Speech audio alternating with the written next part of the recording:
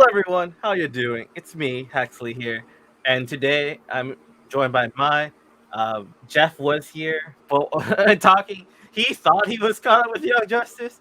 Turns out he missed the finale somehow. He also missed like the middle episode of Obi-Wan Kenobi, so that's being taken off for a week.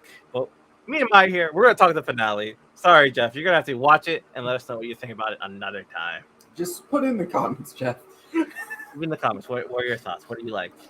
Because we're not rioting today.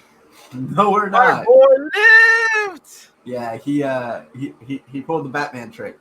Yeah, pulled Cut the his Batman hat where he dropped his beforehand heart. and dropped his heart. And he even mentioned he pulled a nose wrestling maneuver where he just cut his scalp. It bleeds a lot, but doesn't really do much. No big damage. Yep. Yeah, I was not expecting that. I was not expecting a lot in this final There was a lot episode. of things that happened that I was not expecting. We were going over so many things that we think was gonna happen. I thought Dick was dead. I was wrong. No, I was I not thought- ready for Dick to die. So I thought Rocket was dead. I was wrong. I thought Rocket might not be here Rocket might be something we have to deal with for a later season, or she's dead. They played with death a lot this season, which means they're due. Yeah. So Yeah. let's start off. Dick's alive. He goes outside. He sees the bioship and everything taken down, not in great condition, but it's okay. It's just an illusion created them again. Pretty much the whole team is fine. They faked their deaths. Bioship is definitely hurt. Bioship was hurt, but they protected themselves. Yeah, Bioship protected herself. Dick was fine. McGann was fine. Everyone was fine. Only Everybody one but not Cal. fine was Cal because he chose to stand up and sell it by trying to take on Zod. Sorry for Nightwing's kryptonite that got confiscated. But yeah, they're fine. Bioship's child shows up and takes them on a trip down to Metropolis to kind of go save the day. Yeah, Bioship really did save the day. Yeah. And then the team also shows up. They use the Magic School bus to get to Metropolis. So we have two teams en route to Metropolis for whatever reason. I understand why the Justice League team up in the Fortress of Solitude cannot get to Metropolis without the Zeta tubes that got broken in there. But why did it take so long for every other hero on Earth to get there? Why? It's on the news. There has to be Zeta tubes into Metropolis around the city, right? Or is Superman the only hero of Metropolis and he doesn't need the Zeta tubes? Well, he has a Zeta tube, but he probably doesn't need one to get to Metropolis. Yeah. I don't think Metropolis has other heroes. I think it is just Superman, which that sucks. I mean, Mans can't take a vacation. There's Steel. Steel's supposed to be Metropolis, I believe. Have you seen Steel and Young Justice? We've seen him as a hologram during one of the votes. Like when Batman and a lot of other people left the team, Steel was one of the people still standing there. He has not had any voice lines or anything, but we definitely saw him. Heroes of Metropolis 3. We got. So we obviously have Superman, Agent Liberty, I don't think Argent, Atom, Black Lightning. But Black Lightning was with the team. He was he's also a hero of Freedom City sometimes. Okay, but he was at the Fortress of Solitude, so he's on the bioship. He can't say the tube in there. Booster Gold. Do we have a Booster Gold? I don't remember Booster Gold. Johto, Prism, Risk, and Thorn. Damn. So I think it really is just... It might just be Superman. Yeah. Like, we don't even have a Supergirl in this one. Yeah. But yeah, so the bus gets there first, followed by the bioship. They fight the forces of Zod. We have Aquaman fighting General Zod. We have Artemis and Nightwing fighting the big guy. Who's fighting the woman? Empress. Not the Emerald Empress, the other woman. Oh, I thought that was that Dick or Zatanna? Oh, I thought Tigress and Dick were working together on the big guy. You're right. Zatanna was helping with Zod and Baby Zod. Yeah, Zatanna was fighting Emerald Empress, but her magic was a lot stronger than hers. So she was switched to healing Clark, and then Mm, Clark fought Zod, took over for Aquaman to fight Zod. yes. Who was fighting? It wasn't Rocket, I don't think. Rocket wasn't there yet. I can't remember. What? Who I all don't. who all was there? It was Dick? Dick, Magan? No, Magan was fighting. Magan, Emerald Empress. She took her out, right? Yeah. And then she also had to fight. No, she didn't fight her brother. Her brother was fought by the Legionnaires.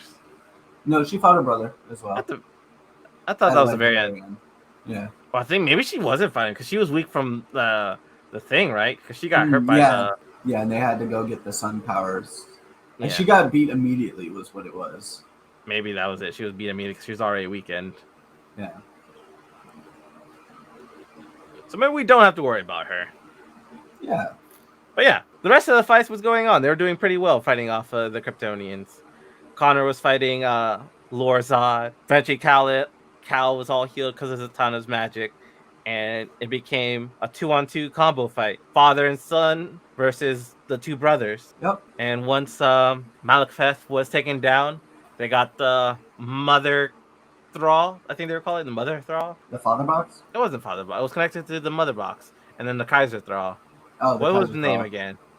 I don't remember. Billy? Was it Billy? Yeah, Billy. He was opening up boom tubes to send them back to the Phantom Zone. It's like, toss them in, everyone! Toss them in! Yep. And yeah, the Kryptonians get taken down. Everything goes well. As soon as all the Kryptonians are beaten, we have every hero come in. Black Canary, Captain Marvel, I think, was there. Who else showed up at this fight? But they all showed up really late. It was over. Yeah. I don't think they have boom tubes too. I think they're gonna install boom tubes after this. They might have to install some Zeta tubes and Metropolis after this. Like, Superman, we need ways for other heroes to get here, boy. Yeah, in case you're taking over or anything. Yeah. But yeah. But yeah, that's kind of it. And then they're all kind of celebrating, and we see Rocket come out of the time sphere, and the time sphere go away. Yeah, Rocket shows up, captures the big guy, and I think they use that to get the big guy into the boom tube. Lorzod gets into the time sphere and gets away, so he's the only Kryptonian that does not go into the Phantom Zone. But the fight's over, and we're just having everyone get back to life, celebrate. Connor and McGann decide, we don't want to wait anymore. We're going to have this wedding. It's suits or no suits. Everyone invited knows everybody, knows the superhero community. So show up in your costume, show up in a suit. It's up to you. We're getting married. We're getting this done. I was kind of hoping Bruce would show up in just the Batman mask and a tux. That's what I was hoping for. But yeah, it's the time of the wedding. We see a lot of faces. We see McGann's parents. We see the sister who decides to go by her Martian name instead of the Earth name that she picked out. She found herself. She's going with her identity as a Martian. We find out that I don't remember his name, but it's Superboy's friend from when he was in high school. Oh yeah, and he was like, "Wait, I was invited because they thought I knew." You guys all thought I knew. You guys all been keeping this a secret from me. It was pretty good. And then we also see Icicle Jr. there at the wedding. He's all teary-eyed. Him and Superboy have become really good friends since season 1. Yeah. I think that was like one of my favorite moments. Icicle Jr. right there. He was still handcuffed, but he was there at this wedding with all the other superheroes. Yeah, and then we cut away from that, and we see Lorzod teleport back in time to where Connor disappears. Well, first, we get Orion talking to Rocket about what happened. Ah, yes. And apparently, somehow she ended up in Orion's like vault, not Orion's, but Metron's vault. And Metron has fixed the time sphere. Not only that, he's preset the controls to get her to Metropolis to help the team. That's when she shows up, but Lorzod gets in, and we find out what happened to Lorzod. He's in the time sphere, but he can't change the controls because they're preset. So he doesn't know where he's going. He ends up at Mars right before Superboy is about to die, and he thinks he has another chance of saving his parents and making sure the Legionnaires are never formed. When it explodes. When he gets out of the time sphere to get the job done, and the time sphere goes away, and he's stuck in there with the bomb filled with kryptonite, and we find out he was the person who died there. He was the one who's like shadow got left on the cliff face from the explosion, which I honestly forgot about. That was a thing. So yeah, that solves that dead end. Yeah, I forgot about it too, but it was extremely well done, and I appreciated it. It was very appreciated to just see him get blown up and burned into smithereens. Truly. And yeah, roll the credits. I think right. We got nothing Yeah. else but the credits, and then we got the after credits scene. Yeah. Where we find out Clarion the Witch Boy was more than willing to help the light capture these Kryptonians and put them in a stasis thing on the war world. I was like warship? No, war world. Yes. All in. But they had to make a deal with Darkseid. And Darkseid wanted Malekith and one Kryptonian. And then Malekith gets a whole world to himself. That's kind of it. He did his job for Darkseid. He gets rewarded for doing Darkseid's bidding. And then we find out, we go back to Apocalypse. We meet the new champions of Darkseid. We meet the new Furies.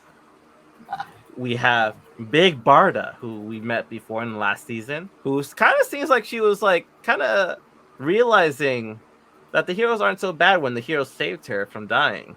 So she's like on the precipice of switching sides, maybe, I think. And Kara Zor-El. Oh, I was gonna say Mary first. Oh yeah, I forgot about Mary.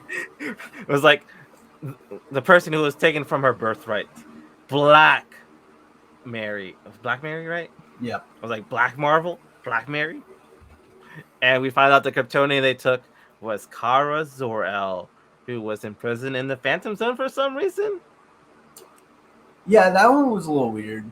What did she do? Like, how bad was she before Krypton exploded? But yeah, that's the end of season 4. No word yet of season 5, but if it comes back, they're gonna have to deal with Kara Zor-El, Mary Marvel, and Big Barda. So let us know what you think. Go ahead and like, subscribe to this video. Leave that in the comments. Which was the biggest shock to you, Kara, Mary? Because honestly, I was shocked by both of them, I guess. Like, why are you gonna do this to my girl Mary? I love Mary Marvel. I love seeing her and stuff. And now she's gonna be the bad guy?